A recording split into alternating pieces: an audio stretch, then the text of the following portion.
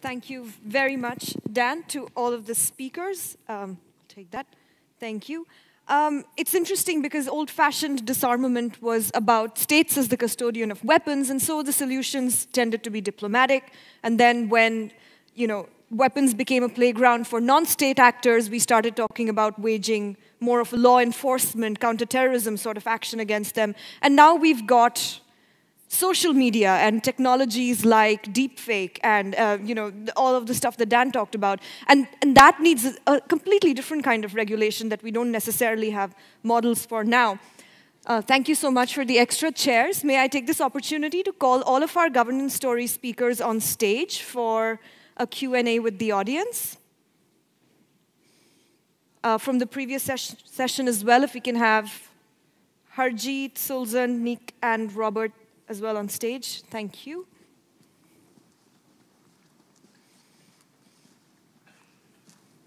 Now, before we launch into a discussion with you, as I'd mentioned before, we'll be using Mentimeter again for this part of the show. Please have a seat.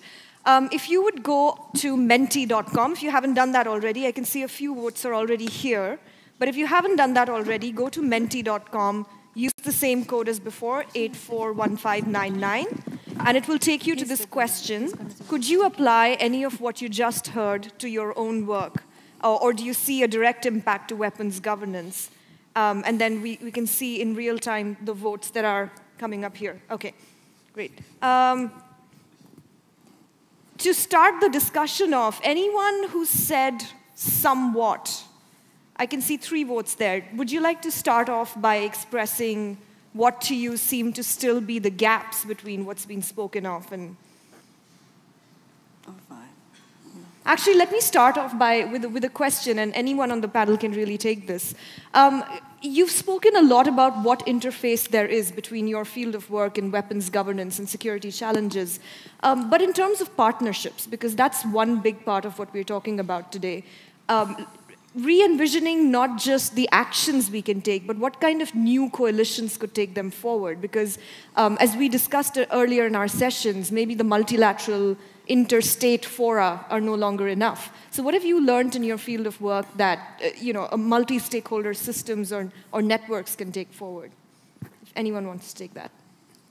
Yeah, I guess, on my end, one of the things that I've seen is this idea of public-private partnerships, and more people, they want to see the transparency. They don't want to just have a government entity do something, or they don't want a single company, Acme Incorporated, says, just give me a lot of money and I'll take care of it. People want the transparency, and everybody who has a stake in the outcome should be a part of it. So these sorts of, again, public-private partnerships, I think, at least from my perspective, that seems to be the thing that most people think is a really good idea. The issue is in birthing the public-private partnership. Who starts it? Like for the space problem, people say, well, I don't want to be the first one to put funding to try to make this. So you go figure it out. Once it exists, I'll join. So somebody's waiting for it to exist and then join. It's that birthing process that seems to be the most difficult that I've seen. But I can take the... just to follow on, I agree. I think collaboration and coordination between different partners is very important, especially in terms of new actors and new players. At least in my field, I think engaging private sector is very important. There will always be areas where you would disagree, but there will always be areas where you would have synergy. And this we have seen in Nigeria during the 2014 Ebola response. You had Private Sector Health Alliance of Nigeria that came forward and led the emergency response hand in hand with the government. And as a result, now we have private sector roundtable and so on. So that's one. Secondly, engaging civil societies and communities. I think that is heavily neglected, and that is an area that we should be working really strongly as well. Thank you. I want to echo what they have said.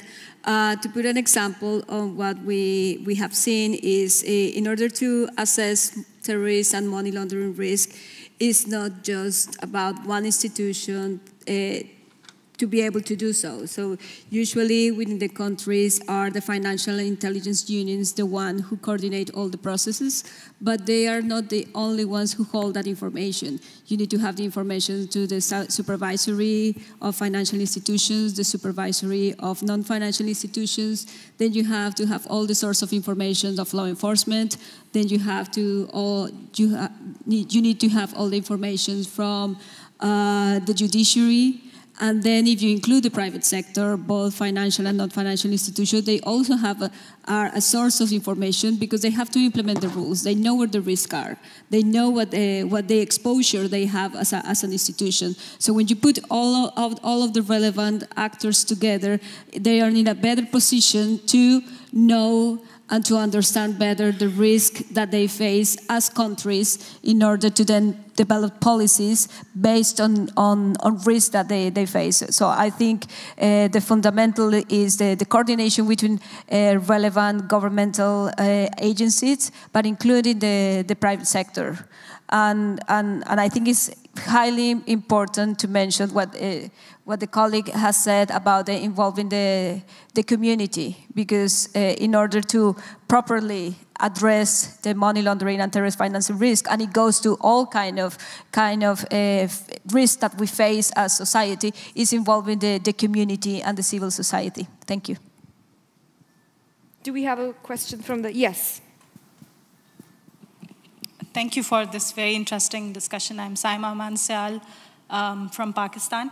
A question that came to my mind while listening to these governance stories was that, when we talked about climate change, galvanizing the civil society was easier, considering the fact that the challenge was equitably applicable to the whole world.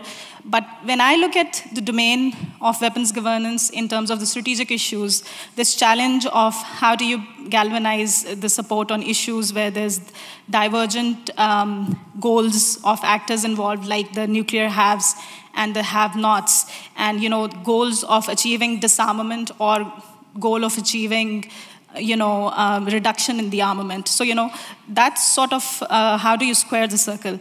And a subsequent question to that came to my mind is that in much of where we are standing right now, it's the technology that's driving the policy. So the incentive for moving to governance is varied. So how do you tackle this challenge? Thank you. Would anyone like to address that? Specifically, I think incentives, because you spoke about partnerships. I think the gap seems to be, how do you persuade the stakeholders? Yes. So I can tell you that in my space community, anybody in this audience, raise your hand if you think that the US military or any other military wants anybody in this room to know where their satellites are located exactly. So this is part of the fight that we have, that the whole community sees that there's a potential tragedy of the commons with the lack of transparency, but people are saying, yeah, sharing information is a great idea, but somebody else should do that first, which is the whole reason why I started this kind of crowdsourcing project. So on the one hand, a lot of my funding comes from the government and they want me to do this, but on the other hand, some people within the government would rather me disclose some of where the objects are located, but not others. And I tell them, you can't have it both ways. It's an all or nothing, and so my purpose is nothing hides, and I think that there are more people that want the nothing hides than the people that have the vested interest in hiding. So, let me take a stab on that. My response would be, should we look at incentive, or should we look at or relook at the narrative itself? At the cost of sounding too radical, but let me say it. We are living in a world where 33% of marine mammals, 40% of amphibians, and 30% of coral reefs are threatened because of the actions, whether direct environmental degradation or because of climate change, and human beings are responsible for it. The rate at which extinction is happening is 10 to hundreds of times compared to 10 million years that we have lived, that the planet has lived. Now that's where we are. So I think we need to be radical at this stage. And whether it's about arms or whether it's about protecting nature, when you face such a scenario, you need to look at the world order itself. And I think, and in my presentation, I kept talking about the economic order that has brought us to this situation. And to change that, we need everybody, and we need to really change the narrative. And that's where, if I link that to the previous question, I would say, and that narrative needs to be taken to young people. Even before I presented, the first panel was also talking about how we need to talk to young people. I don't think we have done that enough. And even in climate change arena, that has happened only in the last 5 years or so. Otherwise, it was too much restricted at the policy level, at a very academic level. We thought we'll be able to solve the problem within the conference rooms. And same is happening probably with the weapons governance. Correct me if I'm wrong. We have not taken the issue to the masses. We have not let masses define what they need, what kind of world they need, what kind of world order they need. So in my work, the best is the sanctioning. Countries are being sanctioned based on the results of the mutual evaluations that they have.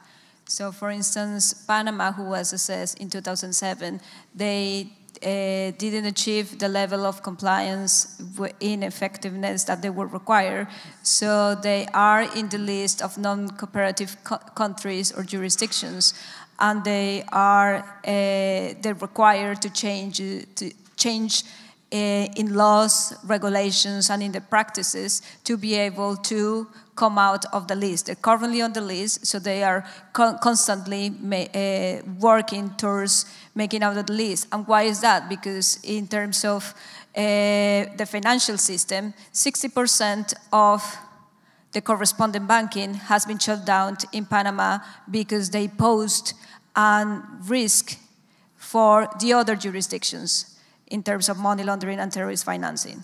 So that's the way that it appears to be effective within my world is the sanctioning that the countries impose to each other. So that's one avenue. Should we? I think Dan first. Yeah, He hasn't spoken yet. One. You talked an interesting point about that there's some issues such as climate change that seem pretty ubiquitously meaningful across borders. Extinction's going to affect us all if it goes down. So, but then there's other concerns that are maybe less so. I think potentially space, for example. I don't know if it's as big of a deal for Luxembourg and for Colombia as it is for the United States and China, for example. I know in the world of artificial intelligence, where I come from, there's a similar concern that there's sort of the digital haves and have-nots, where these technologies are being pushed forward by a certain number of countries who just happen to have the research dollars and propensity and existing talent and whatnot. I think that what's fortunately happening there, and I'm sure could happen better in some instances, is those groups are ensuring that the countries and people who represent those countries are still part of the dialogue around policy, still part of the dialogue around inclusion, around security, around what privacy is going to mean, as opposed to just the countries that are building it, just the countries that have the big companies that are launching it. So I think that when there's sort of bleeding edge countries, the dialogue can always expand beyond it and to sort of make the sentiment of the global community actually something real. In terms of policy and shared ideas. So I hope to see that even where the technological disparity is wide. Fingers crossed. I'd just like to add to that. So from a health security perspective, I think you need both carrots and sticks. You need sanctions, yes, you need, but you also need incentives. And I'll tell you why. For example, let me tell you a story. Back in 2008, there was a pandemic influenza outbreak in Mexico. And as a result, there was a lot of trade sanctions levied. So Mexico reported it, but a lot of trade sanctions were, so they were actually penalized. Another example, I talked about how 56 countries during the 2014 West Africa Ebola outbreak levied trade sanctions against WHO's recommendations. Now, in this case, countries are actually being penalized to do the right thing, to report that there's an outbreak.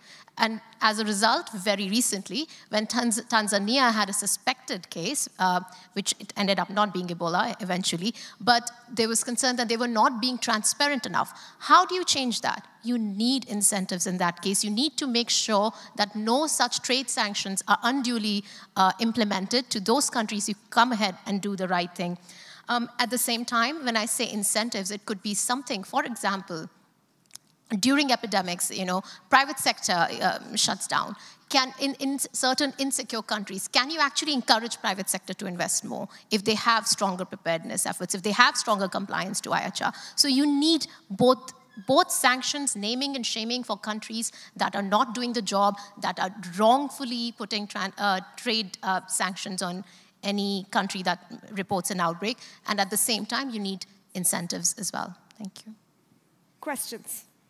I see that 2 people here have actually said not really applicable.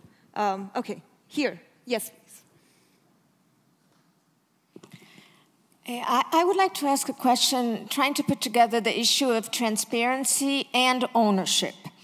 So I wonder if in your experiences, there was some move towards making the information available more, let's say, it seemed more like a process, that people that have access to this information somehow participate in the process of processing the information so that they can feel more active regarding the information that supposedly generates transparency, instead of just going to a site and saying, okay, so there's a report by the UN and this is the information I have.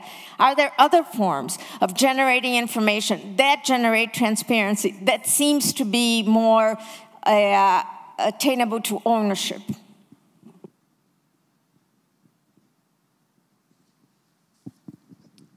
In our processes, the countries have the ownership of the process. So in the evaluations, so the countries have to show and have to prove how technical compliance they are, how effective they are, and if they don't, they won't achieve the ratings that are expected. So because it's a sanctioning-based assessment, so the country it has to be engaged in the process. It has to provide all the information. It has to be open about all the problems and issues that may have, and how they, as a country, have tackled them. Because in terms of money laundering and terrorist financing risk, every country faces some degree of risk. So it's not about hiding the risk, but how, as a country and as authorities and a private sector, how you have tackled those risks and what are you expected mitigators of the risk, and how you measure those mitigators and how you improve your regime. So the country is ultimately the owner of that process. Thank you. Well, forensic architecture's work is really rooted in the idea that not only open source principles and principles of transparency, but also the principle that that information about human rights violations, witness to and evidence of those human rights violations, should be produced in close cooperation with and on behalf of the communities that have been affected by those violations. And theoretically speaking, for a moment, the reason for that is really goes to what was mentioned at the very top of today in our first panel about the sort of failure or perception of failure of governance structures and of these kind of vertical models of truth production and sort of fact and evidence production that I think the recent post-truth fake news turn in culture and society is kind of grown out of and itself accelerated. I think what that's shown us, I think what people's failure to invest their trust in these vertical structures of truth production tells us exactly how evidence and truth and fact have to in some way be a function of community and trust, and they have to have a horizontal dimension in some respect. They have to be grown from the ground up. I think there are ways in which the spread of misinformation that we've seen that has accelerated these things I'm talking about is exactly that, right? People are people's beliefs are led by trust and bias rather than by evidence. And I think that there are positive ways that we can use that tendency, and we can. So what forensic architecture does in response to that is that we marry the desire to build truths from the ground up, from a situated perspective, with scientific discipline, with the insights of lawyers, reporters, scholars, academics, and other technical expertise. Let's take a couple of more questions and comments from the audience, and then you can address everything together. Yes, I saw, yes. Mr. Fagella, I think you raised some very interesting questions at the tail end of your presentation in your concluding thoughts section.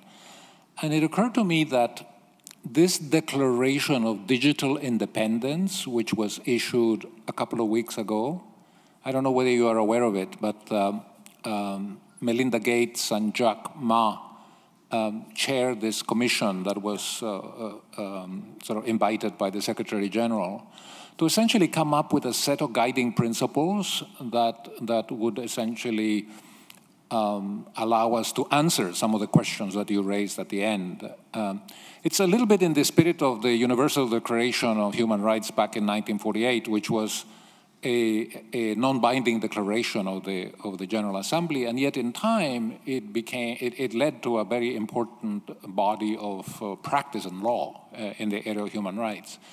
And having looked at some of the principles which they have discussed, I think that the answers to the questions that you raised are very much embedded in some of those principles. So not just because you raised these questions, but more generally, I think all of us actually would be well advised to look at those and to see how we could support them through our various organizations. Second, very briefly, Mr. Singh lamented, I think very appropriately, the fact that we spend $1.7 trillion per year in defense, and we can't come up, as you put it, with $100 billion to work on climate change mitigation. I just want to bring to your attention that the IMF put out a study a couple of years ago saying that we spend $5.3 trillion on subsidizing energy every year. Gasoline, natural gas, coal, electricity. So we have an even larger pocket of resources that we have to manage in a better way. And of course, unlike some of defense spending, energy subsidies actually do actively contribute to accelerate climate change. Not only that, but they worsen income inequality because the beneficiaries of these energy subsidies tend to be the middle classes and high-income groups. So I just wanted to bring that to your attention because I think it strengthens your argument, that there is a very serious problem of economic management in a global economy.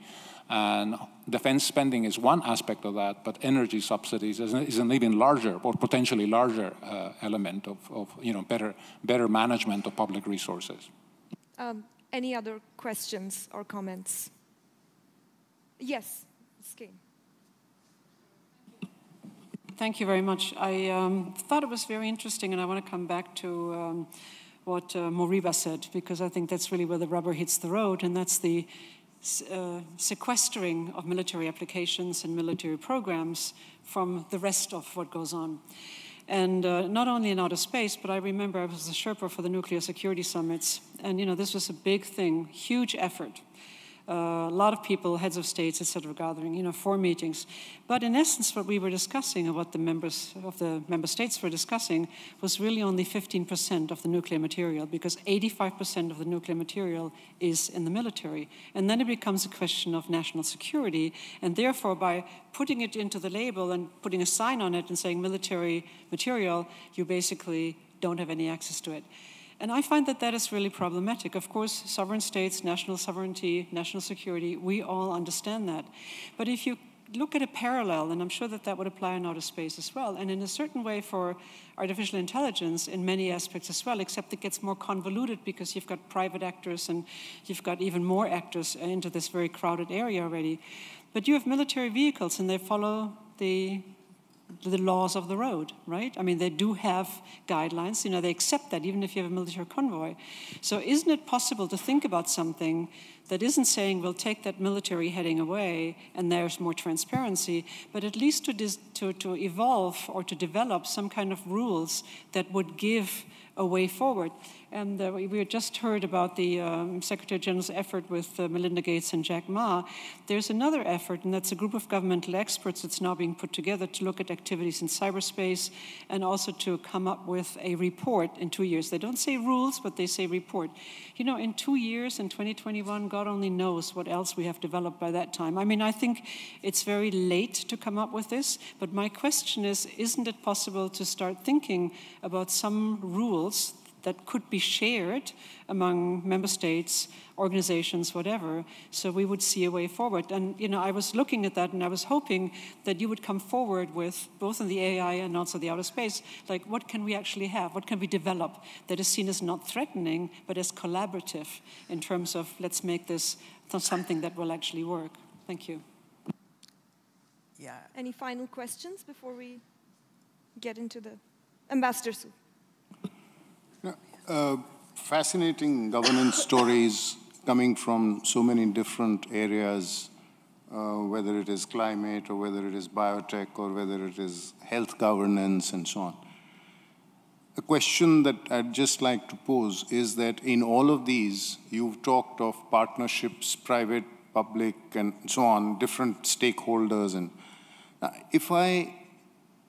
but this may well work for, let's say, areas like AI and synthetic biology or things like that. But let's say if we look back at the nuclear issue, where the weapons are still pretty much under the control of a small number of governments, then where would these new stakeholders come from? I mean, you know, ultimately then it is just those handful of governments and others who are concerned about it who would have to sit down to deal with it. So how else would you think that all these, you know, the ideas of public-private and things like that, which works in so many of the new areas and perhaps may work in AI and so on, because, you know, many of these technologies have been developed in the private sector. But as far as the nuclear challenge is concerned, it's a 70-year-old technology. It exists in the hands of just, less than a dozen countries or whatever. And so where do you take that? Anyone in the panel, please. Sulzhan? So thank you so much. I'd like to address your question as well as the question on ownership. So to start with the question on where do we go from these, what do these new partnerships mean for the old problems? Well, number one, we can still engage with civil society and communities. Why? Because we can mobilize them for advocacy. Advocacy is a wonderful, wonderful tool. You can have people, and you saw this actually happening with climate change as well. You're seeing this right now, this broad movement. And that can put pressure on decision makers, believe it or not, because they, especially in democratic countries, they do care about what people think.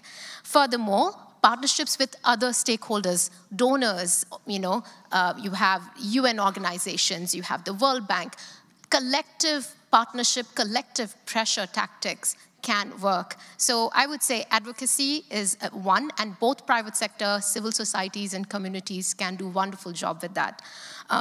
Regarding the question on country ownership, I think country ownership, you touched upon a really important point. Country ownership and transparency are not necessarily the same thing, but they are very related. So in terms of when we talk about infectious disease threats per se, country ownership is important. You cannot have, us going as, policymakers or donors going and telling countries that this is what you should prioritize on. They should actually care about that. And this is, again, where advocacy comes in. And transparency actually leads to greater advocacy. Transparency can inform your country ownership. It can strengthen your country ownership as well. So those are the 2 points I'd like to make. Thank you.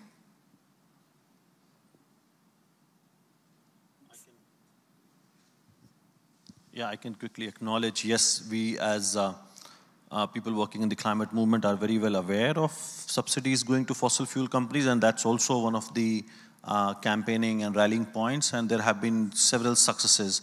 Particularly G7 and G20 countries have been targeted because bulk of the subsidies are going from those countries.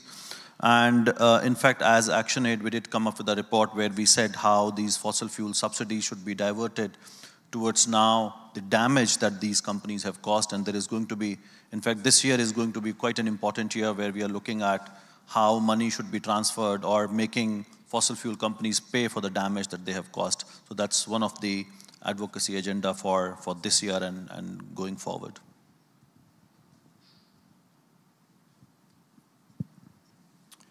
Yeah, I guess two things. I'm going to blend this a little bit, the issue of the transparency and models for transparency, and also this idea about creating rules that governments could, militaries could follow and that sort of stuff.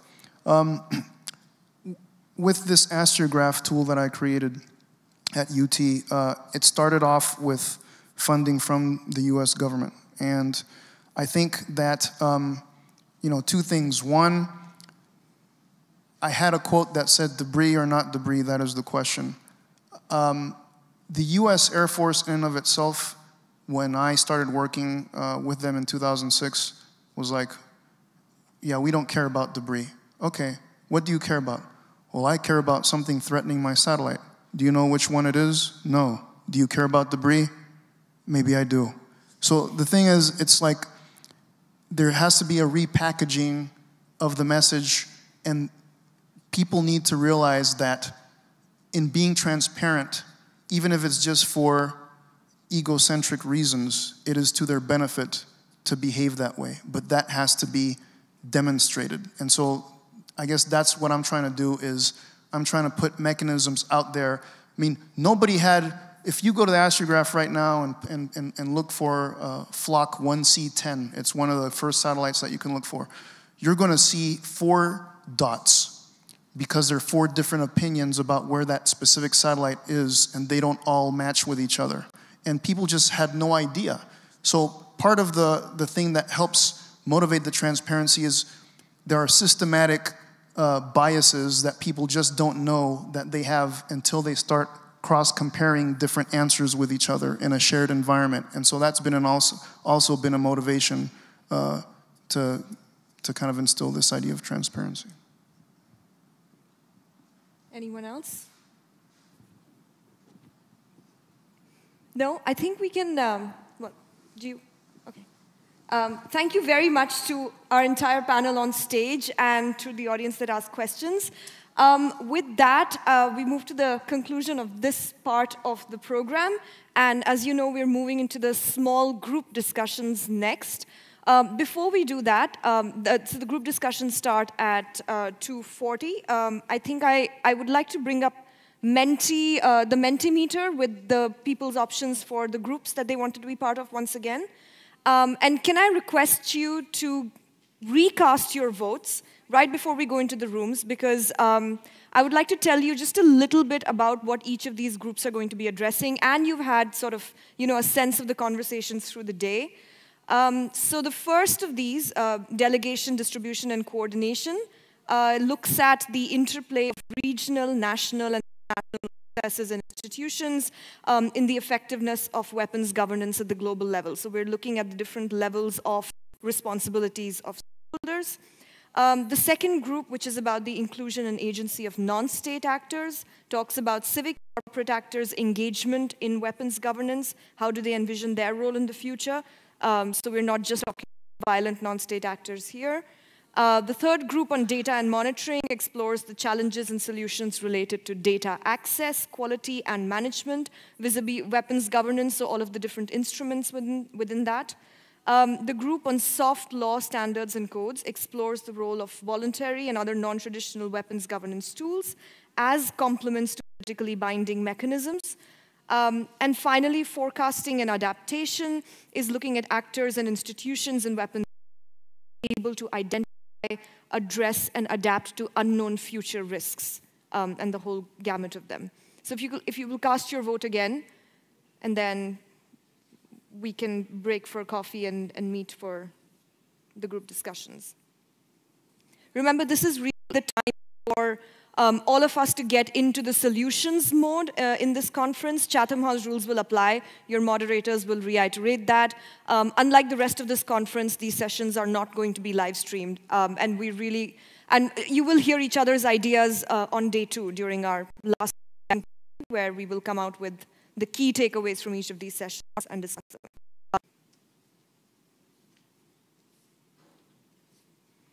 By the way, yeah? I'm going to be in data and monitoring in case that makes sense. Like you can find it. Yeah.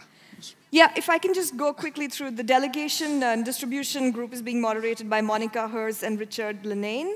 Non-state actors is being moderated by Richard Ponzio and Hilary Sutcliffe. Data and monitoring by Sibylla Bauer. Soft law and standards by Sharifa Sekalala and Daniel Feeks. And forecasting and adaptation by Jean-Marc Rickley and myself. I think, okay, we're before we break for coffee, delegation distribution in 14, that's at level 2. Inclusion and agency of non-state actors is room 18, that's on level 1. And room 17, also on level 1. Soft is 16, level 1, and forecasting and adaptation is room 15. On level. Oh, sorry, every time I said 1, I actually minus 1. I thought that was a dash. All right, we break for coffee now, and we'll see you directly in your rooms at 2:40. And then we return here for the plenary at 4:30 p.m. with Madam Lima Gabovi. Thank you.